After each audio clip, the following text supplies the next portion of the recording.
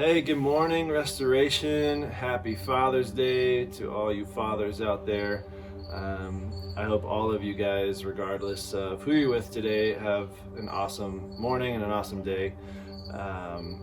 We're just excited to worship with you and hear what the Lord has in store for us. So let's sing together.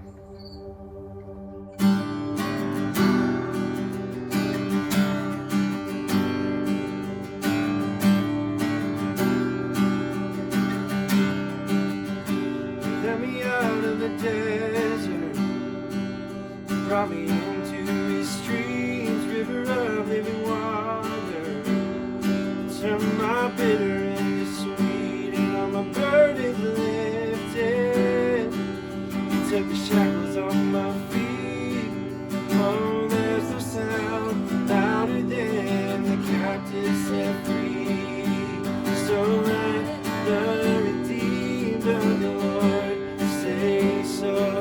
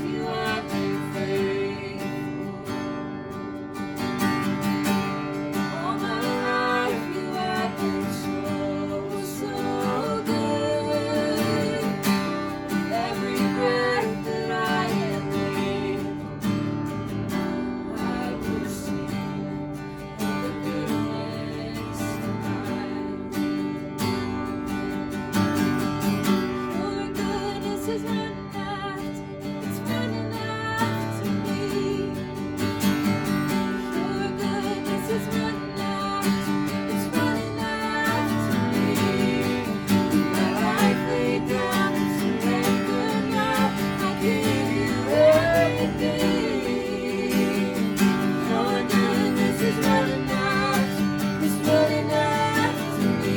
Your goodness, Your goodness is running after, it's running after me. Your goodness is running after, it's running after me. A life laid down, surrendered now, I give you everything. Your goodness is running after, it's running after me. All my life you have been faithful. All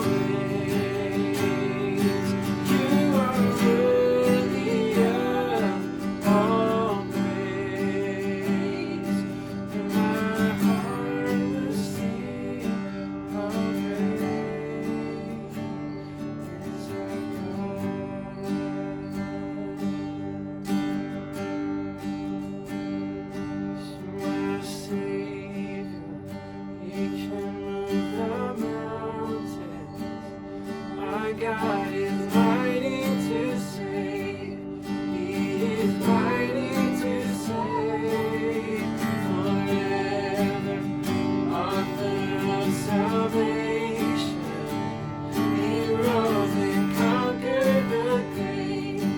Jesus conquered the grave. He rose and conquered the grave. Jesus conquered the grave. Sing that. He rose and conquered the grave. Jesus conquered the grave. Rose and conquered the grave. Jesus conquered the grave.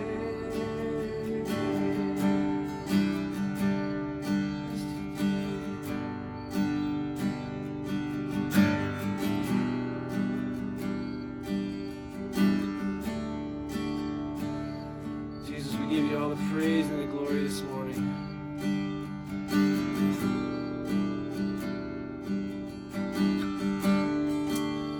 Father, we just ask that you be with us.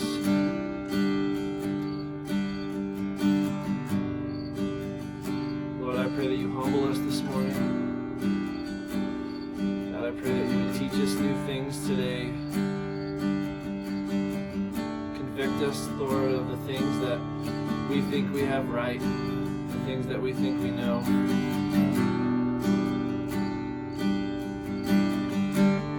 Help us to have your understanding.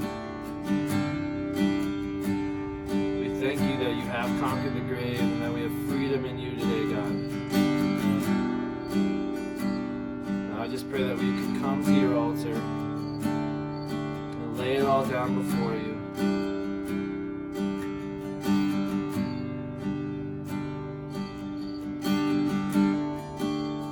Thank you for your love and your mercy. We love you, Lord. Amen. He is Father's Day. It is Father's Day. I thank Daddy for playing hide and seek with me and playing and going on bike rides with me and playing dubs things with me. That's what I'm thankful for. That my daddy. Thank you for playing with me, Daddy. For teaching me how to fish. Thank you, Daddy, for talking to me in bed at night. Just playing with Daddy. For the love he gives me. Yes, that's nice.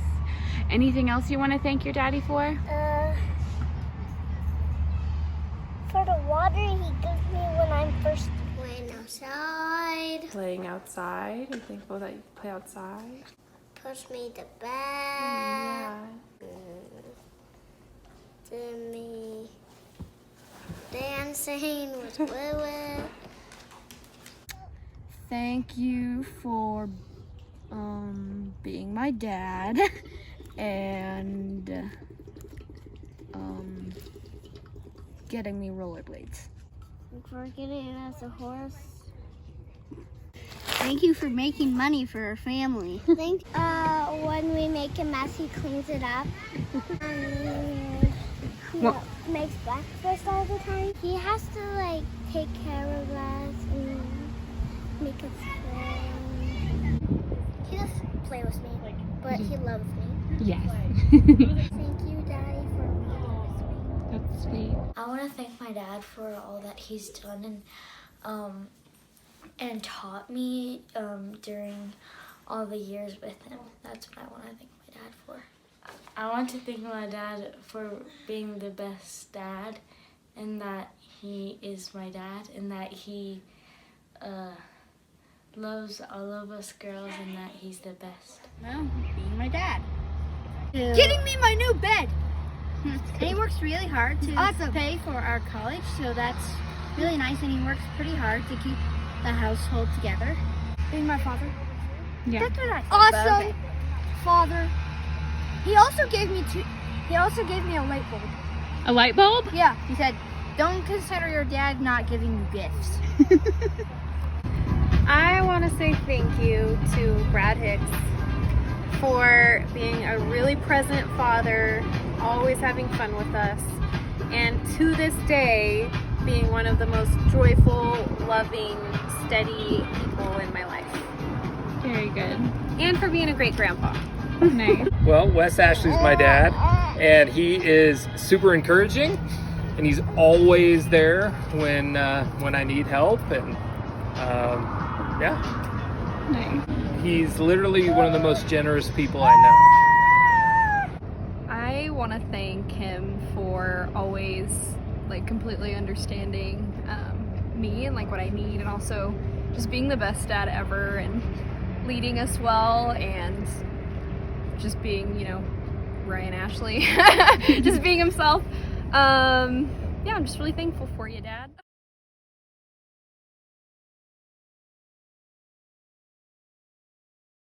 Hey everyone, it's good to be with you. Well, sort of, I guess. For those of you that don't know me, my name is Randy, and I serve on the preaching team here at Restoration.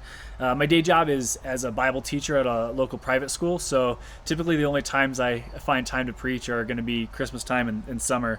But we regularly meet as a preaching team to talk through theology and the teachings that we're going through, and that's been a really helpful process, especially for me as we've gone into Ecclesiastes. My undergraduate degree is in Christian ministry, and my master's degree is in theology and church history. And so while I've been exposed to Ecclesiastes before, I've never really taken an in-depth look. So it's been really fun to meet with Dan and with Ryan to just kind of work through and talk through what this all means. And the thing I like about Ecclesiastes is the tension, right? Even when the author wraps things up at the end, he doesn't really wrap anything up. There's enigma, there's paradox. And when it comes to scripture, I love that stuff. But I recognize that I might be rare, and that might not be where you're at today, loving that tension. So hopefully what I can do is provide a framework of how to look at this specific passage that'll help bring a little bit more kind of formation to you. See, I do prefer teaching in a prescriptive way where, you know, we can look at a clean passage and take some really good things out of it and move on. But Ecclesiastes is written more of a stream of consciousness, right? It's descriptive. So it can be challenging for us to really understand everything that's going on. But when we look at what the author is talking about, and he's talking about this teacher, right, in this teacher's life, we see a little bit of how this teacher has tried to live with God and how he's tried to live without God and what that's kind of done for him. And it just gives us overall some suggestions for how we can take a look inside at ourselves and outside at our lives and really evaluate what's going on. So hopefully I can give you a framework for that to make it a little bit more concrete for you today. More than anything, Ecclesiastes needs to be studied in groups, right? Process with somebody who's close to you. I encourage you to go beyond like your small group meetings and find somebody that knows you well to talk about the things that we're going to talk about today, and allow them to speak into your life, even if you end up disagreeing in the end, right? Even if it's hard to hear, because I think sometimes having the conversation is more important than the actual outcome. And that's what I think Ecclesiastes gets at for us. So we're going to be taking a look at chapter 5, verse 8 through chapter 6, verse 9. And now I'm not going to read the passage today because as I was practicing and reading it out loud, it just doesn't read well. It's so back and forth and all over the place. It's really hard to catch the themes that the author is talking about. So I encourage you to read that on your own.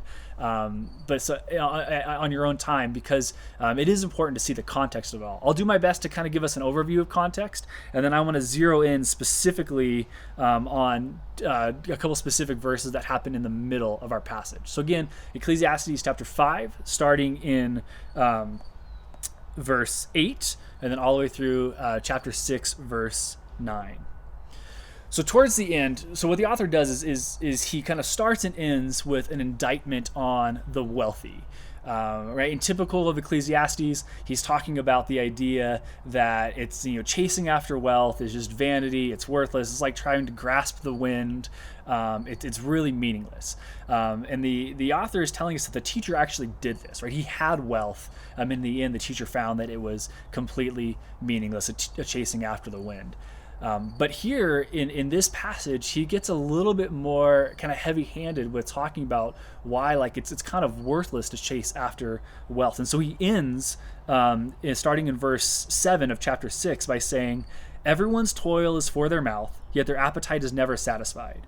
What advantage have the wise over the fools? What do the poor gain by knowing how to conduct themselves before others? Better what the eye sees than the roving of the appetite. This too is meaningless, a chasing after the wind." So he says that the pursuit of money, the pursuit of advancement in society and in our careers is completely meaningless because it will never actually satisfy. But is it better to be poor? He doesn't really answer the question, but what he does say is what's the best thing to do is to look at what's right in front of you rather than having an appetite that searches for something further and searching for a grasp. Rather, look at what's right in front of you instead of what's further ahead. Because in the end, death is the great equalizer. What's interesting is the name Abel, from the story of Cain and Abel, actually has the same Hebrew meaning as the word hevel that we've been talking about, this emptiness, meaningless, worthless. It's vapor, it's wind, it's breath, it's momentary, right? And Abel's name actually literally represents his place in Scripture. Because if you remember, he was there, and he offered a sacrifice that, by the way, was pleasing to God. God accepted his sacrifice as something pleasing. Cain got jealous, and then boom, he's gone. He's gone as soon as he came on, as soon as he started. So the word Abel, his very name actually means just that momentary blip. So even though Abel sacrifice was pleasing to God, like he died anyways, right? And that's the great equalizer. No matter if we're poor or we're rich, or if we're wise or we're foolish, death comes to us all in the end. And so the writer of Ecclesiastes is trying to tell us, like, your life is very temporary. So focus on what's right in front of you rather than what could be in the future. And it's really important that when we're reading Scripture in general, but especially a passage like Ecclesiastes that goes back and forth, that we pay attention to when the author changes how they say something, right? So the author goes through, meaningless, meaningless, meaningless, and he ends with meaningless, meaningless, meaningless, but in the middle, he changes his language and he says, but this is good. And in chapter 5, verse 18 through 20, he says this: "This is what I have observed to be good, that it is appropriate for a person to eat, to drink, and to find satisfaction in their toilsome labor under the sun during the few days of life God has given him. For this is their lot. Moreover, when God gives someone wealth and possessions, and the ability to enjoy them, to accept their lot and be happy in their toil, this is a gift of God. They seldom reflect on the days of their life because God keeps them occupied with gladness of heart." So if you break apart this passage, this kind of new way of speaking, you notice that twice the author mentions the word lot. He says, eat, drink, and be satisfied with your toilsome. Okay, so he's not completely absent of cynicism here, but your toilsome labor. This is your lot. Okay, so eat, drink, and be satisfied because you just got to work. And then 2, accept your lot and be happy with what God has given you. Now, when I think of lot, I typically think of kind of a negative connotation to it, like resignation. My first experience was on this computer game where there's literally, the character was a bump on a log, and he, in this monotone voice, said, "Well, this is just my lot in life." All right, so lot in life has always had a negative connotation to me, in the sense where, like, it reminds me of Eeyore from Winnie the Pooh. But that's not what lot means here. Right? Acceptance is not the same as resignation.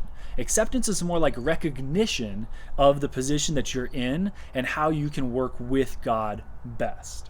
Right? And this is really clear in the story of Esther. Right? If you want to do some homework this week, read the story of Esther, or at the very least, watch the Bible Project's video on Esther, because it's a fantastic book, whose main kind of turning point in the story has a lot to tell us today. For our purpose today, I'm just going to briefly summarize the position that Esther finds herself in. So Esther is a Jew who is married to the ruler of Persia, who's not a Jew. And this ruler has declared that all Jews are going to die, but he doesn't know that Esther, his beloved wife, is a Jew and will be killed as well. Now, Esther can't just go into the king and say, "Hey, you have this plan to kill all the Jews, which means you're going to kill me." Because if Esther approaches the king without being invited, she'll be killed. So she's in this weird position where if she tries to tell the king to save her people and herself, she could be killed. And if she doesn't say anything, then she surely will be killed. And so her uncle Mordecai comes to her and says this in Esther 4:14. For if you remain silent at this time, relief and deliverance for the Jews will arise from another place, but you and your father's family will perish. And who knows but that you have come to your royal position for such a time as this. So first off, notice Mordecai's faith. Right? He basically says to Esther, Esther, even if you don't do anything, God will still save us. Well, he doesn't say God, because God isn't mentioned in Esther, but that's one of the cool things about the book is God is clearly seen, even though God is not mentioned. But maybe a better translation for us today of what Mordecai is saying is God doesn't actually need you, because God will accomplish God's own purpose without you. But wouldn't you rather be a part of it? Then Mordecai invites her to consider that perhaps her position has actually been placed there by God, implied, for such a time as this. Or in our teacher's term, in Ecclesiastes, perhaps this is your lot in life. Right, so lot, eat, drink, and be satisfied with your toilsome labor. This is just your lot. This is just your life. And accept your lot and be happy with what God has given you. And so this is where we arrive at our point of contemplation, right? The enigmatic, life is meaningless, but go live your life, has to be really ruminated on and applied to each of our specific lots or specific situations in life, right? Again, not in resignation of like giving up and becoming complacent, but recognition of what God is already doing with or without you. So in order to give us this framework to process with what acceptance could look like, I want to start by unpacking what it doesn't look like. In one of the books that we've been reading to prepare for this series, the author talks about 5 ways that we kind of shirk our responsibilities or the things of our lots in life that God has for us. So I'm going to walk through these 5, and I just want you to ask the question, is that me? Is that the way that I kind of avoid my lot in life and what God could be doing? And then I want you to, at some point after the sermon, have a conversation about those 5 things with that person that you're close to, and see if they agree with which one of the 5 you think you apply on. But be careful, that might sting a little bit, because it may not be what you think. You see, we're often blind to our own struggles, right? We often, so if I'm going through this and you're like, yeah, I hate when people do that, right? It's a good indication that that might be part of your problem, because we often react most strong to the things that we haven't dealt with within ourselves. And this is why it's important to talk with other people who we trust, to have these hard conversations. Because in the end, this isn't an exhaustive list by any means. You could have a couple of them that you struggle with. You could have a whole different one that you struggle with. So have a conversation about this and buckle up, because it might get a little bumpy. Especially if you're watching this with somebody, because in this description you may notice that they look over you for a second. That might be a good indication that I'm talking about something that you struggle with. So good luck with that. So the 5 ways we try to escape our lot, I'll go over each one of them individually and then explain them a little more, but they are nihilism, cynicism, hedonism, pietism, and Christian escapism, with Christian in quotation marks. You'll see why.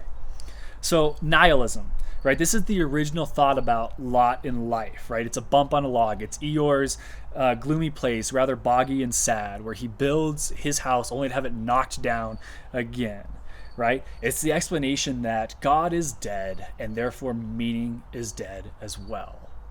Martin Luther, the reformer in the 16th century, once said that if he knew that he was going to die tomorrow, then today he would still plant his apple tree. Well, the nihilist would rather collapse in a ball, weeping next to the tree, because it'd be meaningless to plant, or perhaps mock others for their lack of understanding that everything is meaningless. The end of the world is nigh. Now, to be fair, nihilism isn't always a choice. There may be some of you that suffer from depression and anxiety may find yourself in a place of nihilism regardless of your own desire. And there's plenty of circumstances that have come upon us that cause us to make that meaning, that cause us to develop bad habits that are unhealthy, and it's hard work to come out of these. And it's hard work to do it on our own, especially if there's trauma involved or other chemical issues. So please don't hear me just trivializing this idea of nihilism as a choice if that's not where you're at. And if that's where you find yourself and you don't want to be there, then I do encourage you to get help for that. So nihilism, okay, choosing to think that everything is meaningless. Second is cynicism. My spiritual gift is sarcasm. Actually, Ben Ewing's love language is sarcasm. So in this, you may not completely give over to despair, but you definitely look at everybody else who's striving, and you make sure to make a comment about it, right? You see the irrelevance of people putting on this appearance, this facade of working hard for something, and you see right past it, right? After all, meaning is really fiction because it's completely made up by the person who's telling themselves that story. There's pretension in this one, right? A sense where there's little hope chasing after the wind, so you might as well just lay down and enjoy a cool breeze on a hot day while you look at all the other losers out there working tirelessly for nothing. Hedonism is our third one. I don't think I ever understood this word until I did this study, right? It's one of those things where like people talk about hedonism and they use the word, but I was too embarrassed to like admit that I didn't know what it meant, so I just never said anything. I should have just Googled it. But hedonism is the pursuit of pleasure, right? It always desires the next best thing, right? If I only had this, then I would be happy, right? Hunger needs to be filled, and yet your appetite is always for something more. Right, the teacher actually has a first indictment in the beginning of our passage where he talks about systemic injustice and how the powers that are in place to help prevent injustice are actually just using people and kind of standing on the necks of people in order to gain what they want out of it. Right, and that's where injustice comes from, especially in a systemic way, is when people are using other people for their own pleasure. Okay, and this can happen even unbeknownst to us at times. So the whole idea here is individualism, right, or me first. And if I wasn't being recorded, I would probably take some time to talk about this whole American individualism and this whole family first model where like our nuclear immediate family is all we really care about and forget about everyone else, even though the Old Testament constantly talks about taking care of the poor and the widowed and the orphan and the stranger, which is often translated foreigner. And yet we ignore them and push them to the margins so that we can take care of our family first. But that's a different sermon or maybe a conversation altogether. Because what I really want us to think about when it comes to hedonism is our choices. And the question we need to ask for ourselves is, do my decisions negatively impact someone else? Do they keep someone down? Am I contributing to the yoke of oppression that Jesus so vehemently opposes? Because if I'm doing that for just myself, my pleasure, and my family, hedonism may be the problem that we have. Then there's pietism. Pietism is my dream weakness, right? I wish that my weakness was retreating into my little prayer closet to be alone with God and never really engaging with the people who are from God, by the way, again. Right? So this person who is a pietist pays no attention to the planting of the tree or even really eating because they're concerned with eternal matters and where they're at with God. But the problem is that cloistering ourselves off from the people of God is neglecting the very aspect of eternity that we're looking forward to. Right? This is just Christian hedonism. Right? It's taking your own personal needs and desires to be just you and God and forsaking the rest of the community that God has called you to be a part of. Right? It's placing yourself above everyone else. I mean, yes, Jesus got up before daylight and he went to a solitary place and he prayed. And then he came back and he healed people and he had conversations with people and he fed people and he challenged the way that people are living their lives. So for those that struggle with pietism, of retreating amongst yourselves, you are robbing the rest of the community of God from the gifts that you have for that community. And I kind of rail against this one a little more because I recognize that desire in my own life, right? Kind of this stay-at-home order has been like great for me in the sense that I've really enjoyed being alone. But it's been bad for me because I've been alone with my own thoughts. And I don't have many people to challenge my way of thinking. And so I just agree with myself. I'm very comfortable with what I think in my mind.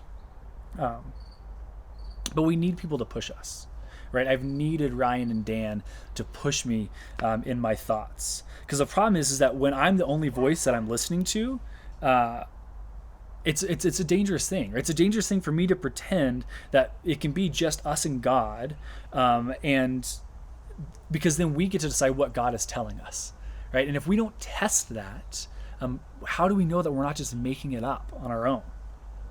So the story I'm telling myself may feel real, but in actuality, it may not be true, even when that story comes from a time of prayer. And that's why it's important to not escape into pietism. The last one is Christian escapism. This is my favorite one to talk about with my students. I teach apologetics, or how to defend the faith from reason, because the reality is when you look at Christianity, specifically in the area of the existence of God, you actually don't need a lot of faith to believe in the existence of God, because it just makes sense. But one of the things I have to train out of my students is what we call schlock apologetics, or bumper sticker Christianity. All right, so I asked my students, what are some of the bumper sticker phrases that you see on cars, or you hear people say? And we talk about the bumper sticker slogans of like, in case of rapture, vehicle will be unmanned, or my boss is a Jewish carpenter, or God spoke and bang, it happened. Honk if you love Jesus, text if you want to see him. And we have some fun, like with all these kind of joking around about these bumper stickers. But at some point every semester, it turns more serious. And 3 big themes from Scripture come up as frustrations for the students I work with. They get frustrated when they hear somebody say that God uses evil for good, which comes from Genesis 50:20. God's got a plan, Jeremiah 29:11. And God works everything for good, Romans 8:28. Now, I've kind of railed on these before in the past, and shout out to Evelyn McHugh for kind of refining my thinking on some of these. You see, for some people, these verses are sources of deep encouragement. They're mile markers in their faith, and I have no issue with that. My issue becomes when they're used to avoid conversations. Right? When my students bring these up, they don't do so in a joking way, but in a place of pain. Right? They say, when I'm struggling with something and someone says one of these things to me, it's not that I don't believe that it's true, it's that I feel like they don't want to talk to me. So when we use these pithy Christian phrases in conversations with each other, we put up a barrier that says, I don't want to enter into your pain. And that's not the empathy that Ryan talked about recently. Now the problem is that with this one is that both parties are actually at fault here when it comes to community. Right? The person saying the phrase may actually believe that phrase because they have a story in their life that relates. And the person that hears the phrase makes a meaning about their pain that it isn't worth talking about with somebody. So one of the parties needs to push forward and ask a follow-up question. Either the person saying the phrase needs to say, can I tell you why I believe that's true? Or the person that hears the phrase needs to ask, how do you know that that's true? In my life, when I've asked people, how do you know that's true when they say one of these pithy phrases, I am amazed at the depth and the empathy of their story that they tell me. So we have to ask that. We can't allow people to escape, and we can't use that to escape ourselves. So which are you? Okay, and yes, these are, I've presented extremes, right? They don't fit nicely into a nice little box. You won't either. Neither does Ecclesiastes, by the way, because like I said, even when he resolves or wraps things up at the end, he doesn't resolve everything. So do you suffer from nihilism, where you fail to see meaning in anything? Or is your struggle cynicism, where your constant critiques keep you from even trying? Or hedonism, where you care more about yourself or your family than anyone else who may be in need? Or pietism, where your desire to retreat, to be with just you and God, leaves the rest of the people of God on the outside? Or do you escape intentionally or unintentionally with pithy Christian phrases when you fail to ask, how do you know that that's true? Or fail to tell somebody, how do you know that that's true? So this is your lot in life, right? Your lot in life is your lot in life. Que sera, sera. It is what it is. Hakuna Matata, right? This is just where we find ourselves. But your lot is a gift from God. So you have to choose between squandering that gift by staying in that pattern that keeps you distant from others, or accepting your lot and join with what God is already doing with or without you. So I want to close with sharing with you how this makes sense in my life, and offer you kind of a little motto to help you with it. You see, when I left church ministry, I did so with the intention of pursuing a career as a professor, right? Going on, finishing my master's degree, getting a PhD, teaching at a college. I was in a master's program that would culminate with a thesis paper and eventually a dissertation for my PhD. I was researching, writing feverishly, getting up way early, going to the coffee shop and writing before it even opened, before I started my shift. And then also once I started working at the school, going in early to the coffee shop to write before. But the one thing that I was lacking in my resume to take this next step was the teaching aspect. And so I started subbing and then eventually got a full-time job as a middle school boys Bible teacher. I figured I'd be there for a year or two while I finished my master's and then enrolled in PhD programs.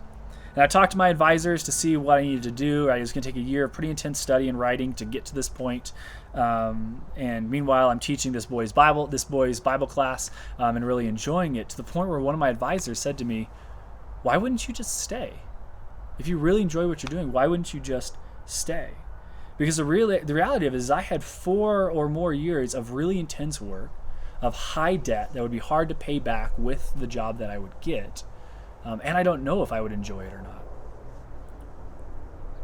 So I decided to stay a middle school boys Bible teacher with no real plans or aspirations to move up. Eventually, I did move up to the high school, but that was more because I was able to follow those students who I'd worked with for the last 3 years for another 4 years. But basically, I said no to these dreams and aspirations of this prestigious career as a professor, and instead stayed at a local Christian school teaching Bible to middle school and now high school students. I became very content with having a position that is lower than my aspirations. In fact, if there is some kind of specific calling in my life, then I think this is probably it, because I gladly accepted this lot and joined in what God was already doing with or without me. And now I get to be a part of what God is doing in these young people's lives, helping them stay with the faith even after they graduate.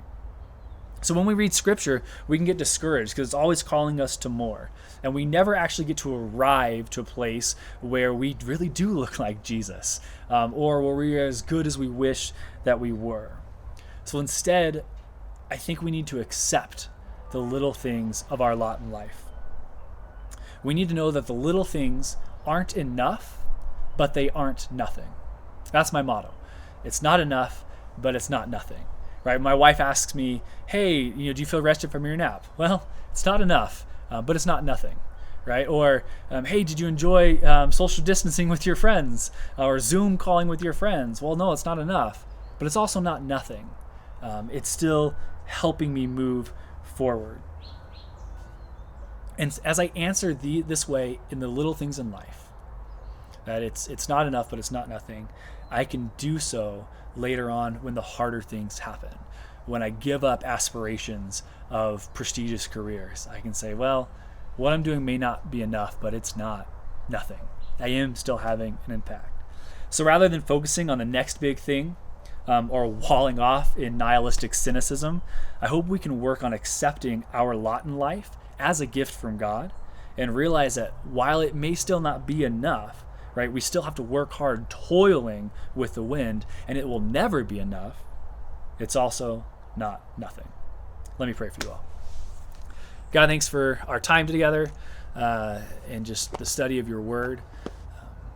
God, may we all just reflect on what it is you've given us in this life, what our lot is, what you have for us, what you're already doing.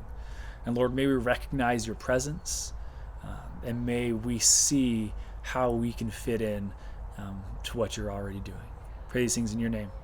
Amen.